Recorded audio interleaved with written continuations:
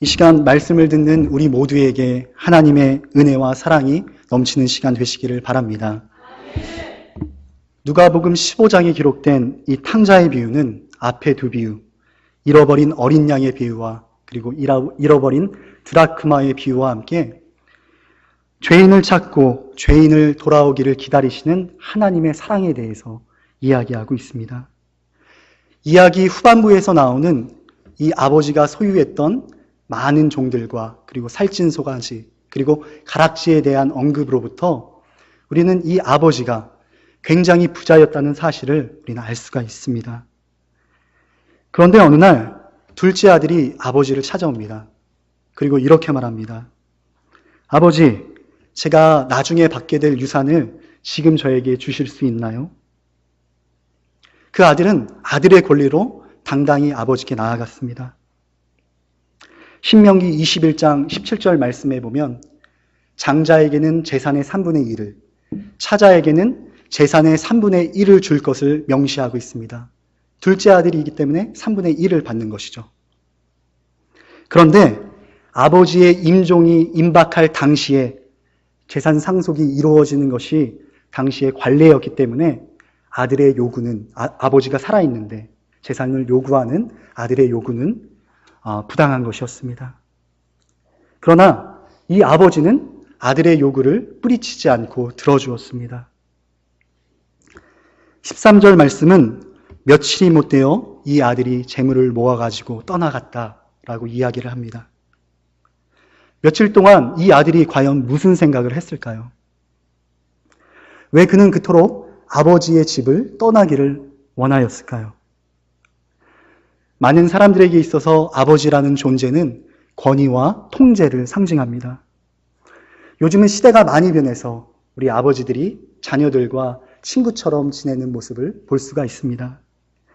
그런데 가부장제 사회를 거쳐온 우리 한국 사회, 그리고 유대 사회에서는 아버지가 권위적으로 자녀들을 통제하는, 그리고 가족들의 삶을 통제하는 그러한 이미지를 갖고 있습니다.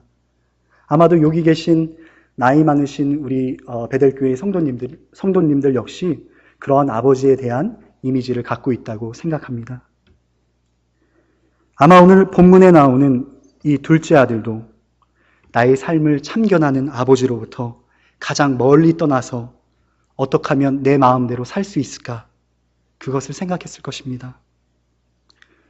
우리 성도들에게 있어서 우리의 아버지는 하나님이십니다. 그런데요, 하나님의 자녀로서 살아가는 것이 생각처럼 쉽지가 않습니다.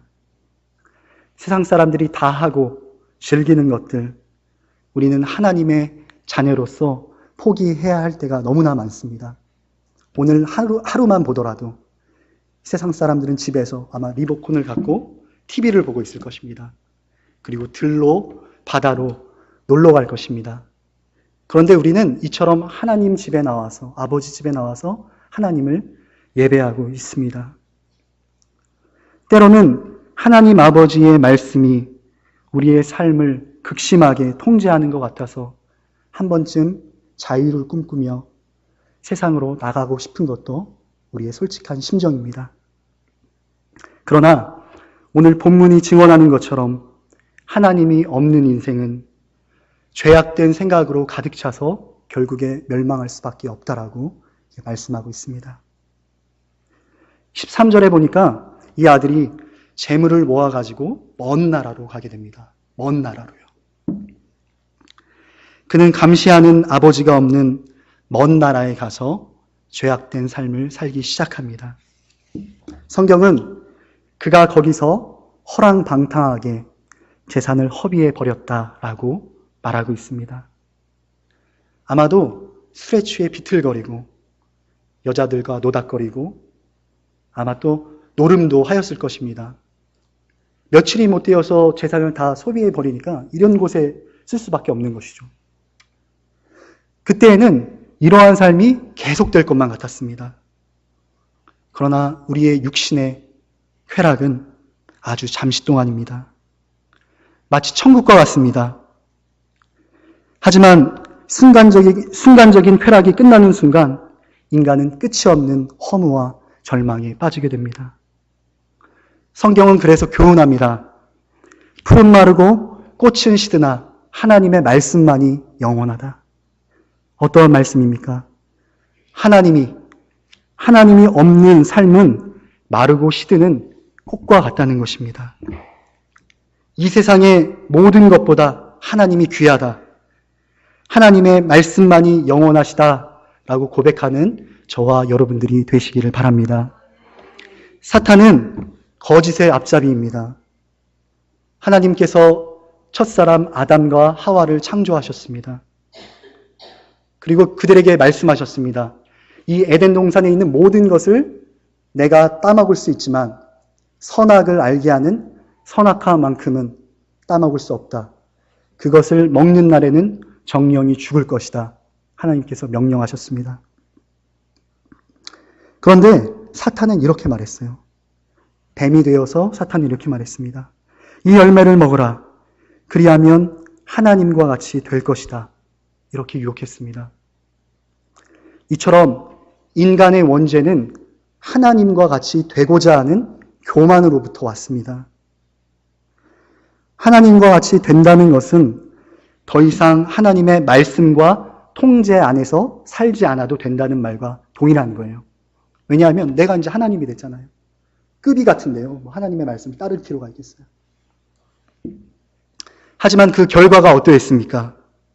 아담과 하와는 하나님으로부터 정죄함을 받고 에덴 동산으로부터 추방을 당했습니다. 여러분, 사탄의 괴계에 속지 마시기 바랍니다. 하나님의 말씀에 귀를 기울이시는 삶을 사시기 바랍니다. 오늘 본문의 둘째 아들 역시 이러한 사탄의 음성을 들었을 것입니다. 간섭하고 통제하는 아버지가 없는 삶이 얼마나 자유로운 줄 아니? 아버지를 떠나라. 지금 이 육체적인 쾌락이 계속 지속될 거야. 그러니 아무런 걱정하지 말고 먹고 마시고 즐겨.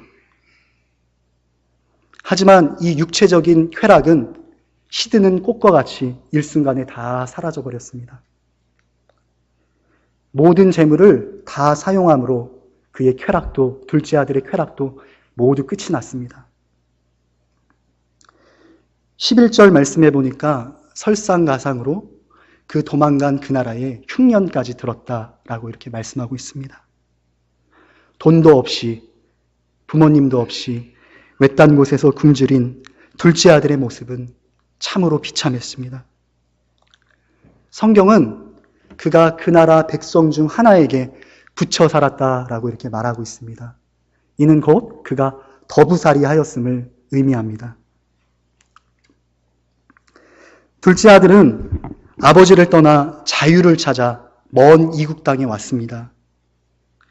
하지만 그 결과는 자유가 아닌 다른 사람의 종노릇을 하는 삶이었습니다. 들판에서 남의 돼지 치는 일을 시작하였습니다. 얼마나 줄이고 배가 고픈지 그 돼지가 먹는 쥐엄 열매라도 먹어 허기를 채우고자 했지만 그마저 주는 사람이 아무도 없었습니다. 아버지의 집을 떠난 둘째 아들은 배고픔의 고통을, 그리고 사람들에게 철저히 외면당하는 고통을 경험해야만 했습니다. 여러분, 그렇지 않습니까? 우리가 잘 나가고 나의 삶이 만사형통할 때, 내가 돈을 사람들에게 뿌리고 살 때는 우리 주위에 사람들이 모입니다. 그런데 내가 가진 모든 것이 다 사라지고 내가 빈털터리가 되었을 때 우리 주위에 아무도 없는 것을 발견합니다. 이처럼 오늘 이 둘째 아들의 신세도 이와 같은 신세가 됐다는 것입니다. 여러분, 인간을 파멸로 모는 사탄의 본심이 드러나는 순간입니다. 하나님을 떠난 인생의 모습이 어떻습니까? 죄와 욕망의 눈먼 삶, 돼지보다도 못한 비참한 삶을 살도록 하는 것이 사탄의 본래의 계획입니다. 사탄은 끊임없이 우리를 유혹합니다. 아버지 없이, 하나님 없이도 잘 살 수 있어. 아버지의 품을 떠나 세상으로 나와봐. 이곳에는 내가 여태까지 경험하지 못한 자유와 쾌락과 만족이 있는 곳이야. 사탄은 이렇게 우리를 유혹합니다. 하지만 우리가 이 이야기를 통해서 알 수 있는 것처럼 세상을 통해서 우리는 참된 만족과 영원한 기쁨을 얻을 수 없습니다. 오히려 하나님 없이 이 세상의 질서와 인간의 본능을 따라 살게 될 때 우리에게 주어지는 것은 철저한 파멸입니다. 오직 우리의 창조자가 되시며 세상 만물을 통치하시는 하나님의 말씀을 따라 살게 될 때 우리는 참 만족과 기쁨을 얻을 수 있다는 사실을 믿는 저와 여러분이 되시기를 바랍니다. 둘째 아들의 삶이 파멸로 나아갔을 때 과연 이 아버지는 무엇을 하고 있었을까요? 성경은 여기에 대해서 구체적인 언급은 없습니다. 그러나 우리가 이 아버지의 심경을 미리 짐작해서 알아볼 수는 있습니다. 여러분들에게 정말로 말 안 듣고 속 썩이는 그런 자녀가 있다고 한번 생각을 해봅시다. 그리고 그 자녀가 집을 가출했어요. 여러분의 마음이 어떻겠습니까? 잘 됐네. 이제 속 썩이는 놈이 떠났으니까 우리 가정에 평화가 찾아올 거야. 이렇게 생각하시는 분들 단 한 사람도 없을 것입니다. 요즘 세상이 얼마나 무서운데 혹시 내 자식에게 무슨 일이 일어난 것은 아닌가? 밥은 잘 먹고 다니고 잠은 잘 자고 있는가? 그것을 걱정하며 한시도 걱정의 끈을 놓지 않을 것입니다. 어느 시골의 한 가정에서 딸이 가출해서 자기의 마음대로 살고 있었습니다. 나중에 돌이킬 수 없는 처지에까지 이르게 되자 이 딸이 자살을 하려고 결심을 했습니다. 그런데 죽기 전에 엄마 아빠가 너무너무나 보고 싶어졌어요. 그래서 이 소녀가 죽더라도 부모님을 한번 보고 죽자 이렇게 결심을 했습니다. 고향집에 내려갔습니다. 밤중에 가보니까 자기가 예전에 가꾸었던 장미꽃도 그대로 있고 자기가 뛰어놀던 잔디밭도 그대로 있는 것입니다. 달밤에 자기 집 대문을 바라보니까 대문이 활짝 열려 있었습니다. 소녀는 조심스럽게 문 가까이에 가서 아버지 하고 이렇게 불렀습니다. 속삭였습니다. 그러자 아버지가 벌떡 일어나 뛰어나왔습니다. 그리고는 떨리는 목소리로 이렇게 얘기를 했습니다. 어디 있다 이제 오는 거야. 내가 집을 나간 후에 대문을 한 번도 닫지 않았단다. 언젠가 내가 돌아오기를 계속 기다리고 있었어. 여러분, 이것이 바로 우리 부모님들의 마음 아니겠습니까? 우리 자녀들의 작은 신음소리에도 그 신음소리도 놓치지 않고 반응해 주셨던 분들이 바로 우리의 부모님들 아니었습니까? 닫혀진 자식의 마음에도 불구하고 항상 마음의 문을 열어놓고 계셨던 분들이 우리의 부모님들 아니었습니까? 이처럼 부모님의 사랑은 아무런 조건이 없는 무조건적인 사랑입니다. 성경은 이런 무조건적인 사랑이 하나님께서 인간에게 보여주시는 그런 사랑이라고 말씀하고 있습니다. 로마서 5장 8절 말씀에 보니까 사도 바울이 이렇게 고백했습니다.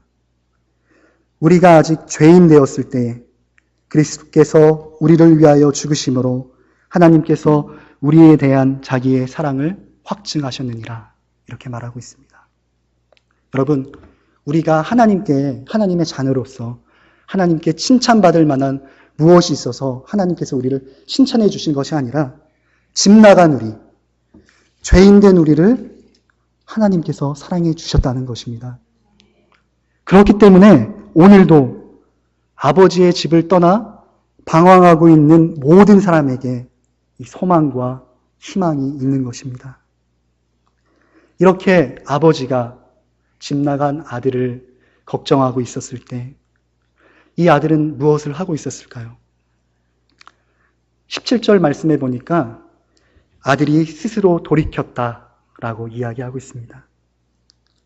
비참한 자신의 모습을 바라보면서 그 아들이 비로소 깨닫기 시작했던 것입니다. 어두운 밤 돼지우리에서 거칠거칠한 집을 베고 누운 그는 아마 아버지의 집을 생각했을 것입니다. 이전에 아버지 집에서 먹었던 맛있는 음식들, 기름진 음식들, 포근하고 따뜻한 이불, 그리고 무엇보다도 사랑스럽게, 때로 엄하게 자신을 돌봐 주셨던 그 아버지가 생각나자 어느새 이 아들의 눈엔 눈물이 고였을 것입니다.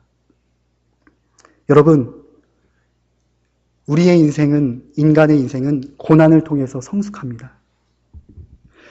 고난은 인생의 진정한 의미와 뜻이 무엇인지, 그리고 우리의 삶에서 중요한 것이 무엇인지를 깨닫고 돌이키게 만듭니다. 이러한 인생의 역경을 통과하지 못한 세상 물정 모르는 아이들을 우리는 흔히 철부지라고 이렇게 부릅니다. 이러한 의미에서 둘째 아들에게 있어서 지금의 이 고난의 시기는 영적인 철부지의 삶에서 영적인 성숙된 삶으로 나아가는 과도기라고 말할 수도 있는 것입니다. 특히 기독교적인 표현으로 고난은 은혜입니다. 왜냐하면 고난을 통해서 비로소 인간은 하나님을 찾기 시작하기 때문입니다. 여러분, 둘째 아들의 삶을 한번 생각해 보시기 바랍니다. 그가 아버지의 집을 떠나 쾌락에 도취되어서 풍족하게 살았을 때는 그의 온 생각과 온 에너지가 오로지 자기의 육신의 만족과 욕망에 집중되어져 있었습니다. 그러나 모든 것이 다 파산당하고 절망과 고통 가운데 있을 때에 그는 아버지를, 하나님을 찾기 시작합니다. 다시 말해서 인간의 고난은 하나님의 은혜를 더욱더 깊이 인식할 수 있는 기회가 된다는 것입니다. 고통 속에서 그는 과거에 아버지께로부터 받았던 그 은혜와 사랑이 얼마나 깊었는지를 깨닫기 시작합니다. 그리고 결심합니다. 이제 아버지께 돌아가자. 그리고 이렇게 말하자. 아버지여, 내가 하늘과 아버지께 죄를 얻었사오니 지금부터는 아버지의 아들이라 일컬음을 감당치 못하겠나이다. 여러분, 이 둘째 아들이 아버지의 집을 떠나기 전 재산을 요구했을 때는 아들의 권리로서 당당히 요구했습니다. 그런데 이 둘째 아들은 지금은 자기가 아버지께 지은 죄가 너무너무 커서 더 이상 아버지의 아들로서 불릴 자격이 없다고 생각했습니다. 그리고 그가 만약 집에 돌아가게 된다면 아버지 역시 죄를 많이 지은 그를 다시 받아주지 않을 것이라고 생각했던 것입니다. 여러분, 아담과 하와가 하나님 앞에서 범죄했을 때에도 그들은 하나님의 낯을 피하여 숨었습니다. 이것은 관계가 단절됐다는 거예요. 하나님과 우리 사이에. 이처럼 죄는 하나님과 우리 사이의 관계를 단절시킵니다. 죄 때문에 하나님과의 우리 사이에 막힌담이 생깁니다. 이전에는 내가 하나님의 자녀처럼 아들과 딸로 생각이 되어졌는데 죄를 짓고 나면 내가 하나님의 아들과 딸이 아닌가? 이런 마음이 우리 마음속에 들기 시작돼요. 왜냐하면 하나님과 우리 사이의 관계가 단절되기 때문에. 그리고 사탄은 죄에 빠진 인간에게 끊임없이 속삭입니다. 너 죄 졌잖아. 너와 하나님과의 관계는 이제 끝이야. 이렇게 사탄은 예수 그리스도의 십자가를 통해 죄인에게 주어지는 하나님의 은혜가 있다는 사실을 망각하게 만듭니다. 하나님의 은혜는 그 은혜가 우리가 죄인 되었을 때에 주어지기 때문에 우리가 그것을 은혜라고 부릅니다. 받을 자격이 없는데 내가 받는 거예요. 그러나 둘째 아들은 이 아버지와 은혜가 그리고 그 사랑이 아버지 집에서 기다리고 있다는 사실을 모른 채 아버지의 집으로 돌아갔습니다. 성경은 이 아버지와 아들의 극적인 만남을 이렇게 묘사합니다. 20절에서 이에 일어나 아버지께로 돌아가니라. 아직도 상거 거리가 먼데 아버지가 저를 불쌍히 여겨 달려가 목을 안고 입을 맞추니. 여러분, 우연히 아버지가 어느 날 아들이 떠난 이후에 집에서 아들을 생각하지 않고 있다가 우연히 나왔다가 아들을 발견했을까요? 아닙니다. 아버지는 아들이 떠난 날부터 날마다 밖으로 나와서 아들이 떠나간 곳을 바라보며 그 아들이 돌아오기를 기다렸을 것입니다. 날마다요. 그냥 기다린 것도 아니고 애타게 기다렸을 것입니다. 이것이 바로 우리 하나님 아버지의 마음이라는 거예요. 죄인들을 향한. 자, 여러분, 제가 준비한 그림을 한번 보도록 하겠습니다. 이 앞에 있는 그림은 17세기의 네덜란드의 유명한 화가 렘브란트가 그린 탕자의 귀환이라는 그런 작품입니다. 굉장히 아버지와 아들의 이 극적인 만남을 아름답게 묘사하는 유명한 작품입니다. 그런데 이 작품이 20세기에 들어서 더 유명해진 계기가 있습니다. 왜냐하면 20세기 최고의 영성 신학자요 하버드 대학의 교수였던 헨리 나우엔이 이 렘브란트의 그림을 감상하고 똑같은 제목으로 탕자의 귀환이라는 제목으로 책을 하나 써냈기 때문입니다. 우리 한번 다음 그림 보여주시기 바랍니다. 여러분, 한번 아버지의 눈을 보시기 바랍니다. 어딘가 좀 이상하지 않습니까? 초점이 없는 것 같습니다. 아버지의 눈에. 헨리 나우엔은 이 아버지의 눈을 보면서 이렇게 설명합니다. 아버지의 눈은 매일같이 아들이 돌아올 그 길을 뚫어지게 바라보다가 눈이 짓물러 멀어져 버렸다. 그래서 아버지 눈에는 초점이 없다. 이것이 바로 하나님 아버지의 마음이라는 거예요. 아들은 죄로 인해 더 이상 아버지의 아들로 불릴 자격이 없다고 생각했습니다. 그런데요, 아버지의 생각은 달랐습니다. 그 아버지에게는 이 아들이 한순간도 자기의 아들이 아니었던 적이 없었던 거예요. 이 아들이 아버지의 마음을 기쁘게 했을 때에도, 아버지의 마음을 상하게 해서 아프게 했을 때에도 동일하게 이 아버지는 아들을 사랑했습니다. 멀리서 아버지를 확인한 그 아들은 아마도 자기가 저지른 죄가 있기 때문에 쭈뼛거리면서 아버지에게 다가갔을 것입니다. 조심스럽게요. 그렇지만 여러분 한번 이 아버지의 모습을 보시기 바랍니다. 이 아버지는 아들을 보자마자, 지치고 더러워진 그 아들을 보자마자 달려가 넓은 품으로 아들을 안고 더럽지만 그 아들에게 입을 맞추어 주었습니다. 주석서를 찾아보니까 당시 유대 사회에서 다 큰 성년이 뛰는 것은 체면에 맞지 않는 일이라고 이렇게 말하고 있습니다. 그런데 이 아버지가 이 아들이 돌아오니까 얼마나 기쁜지 자신의 체면도 다 버리고 달려나갔다라고 나오거든요. 성경에. 달려나가 이 아들을 안고 입을 맞추어 주었던 것입니다. 아버지의 용서가 아들의 회개보다도 우선했습니다. 아무런 말도 아무런 설명도 필요 없었습니다. 따뜻한 포옹 하나로 아버지는 아들의 모든 이야기를 다 들을 수 있었습니다. 우리 부모님들 다 아시잖아요. 아들은 그 포옹을 통해서 아버지의 사랑과 용서를 느낄 수 있었습니다. 한번 우리 다음 그림 또 한번 보시겠습니다. 이 그림에서 헨리 나우엔은 아들을 안아주는 아버지의 손에 주목합니다. 두 손이 좀 틀리게 생겼어요. 아버지의 오른손은 힘줄도 있고 좀 투박한 남자 손과 같이 생겼습니다. 아버지의 오른손은 그 반대로 연약한 여자의 손과 같습니다. 헨리 나우엔은 이 손에 주목하면서 이렇게 설명을 합니다. 그는 아버지이면서 동시에 어머니였다.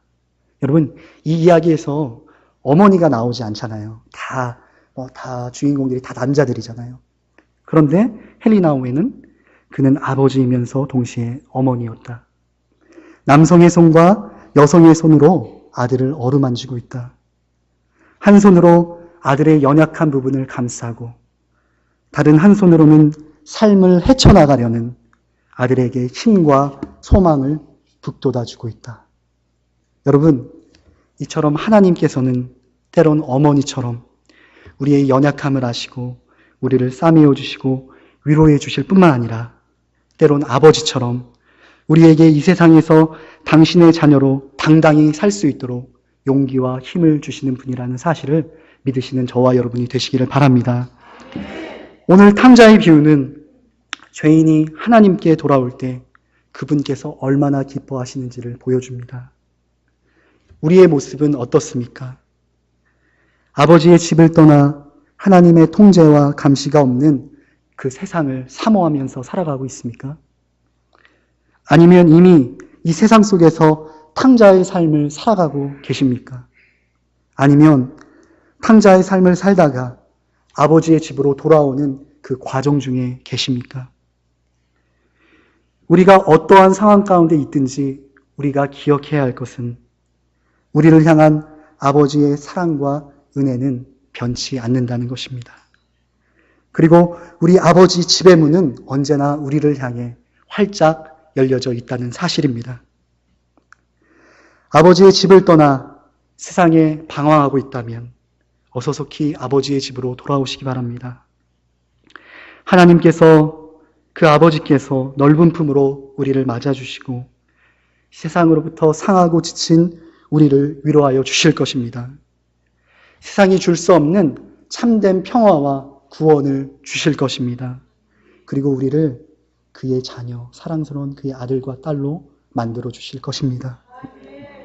또한 우리가 만약 아버지 집에 있는 자들이라면 이 아버지 집에 있다는 사실 자체에 감사하고, 때로 우리가 아버지 집에 있다는 것이 하나님을 믿을 때 우리에게 주어지는 그 의무감 때문에 힘들 때도 있지만, 그것이 우리를 세상으로부터 보호해주는 어떤 보호막의 역할을 해줄 때가 있거든요. 그 사실에 우리가 하나님께 감사드리고, 이 하나님의 용서와 사랑의 위대한 드라마를 아직도 세상 속에서 방황하는 자들에게 전달하는 우리 베델의 모든 성도님들이 되시기를 바랍니다. 시간 기도하시겠습니다.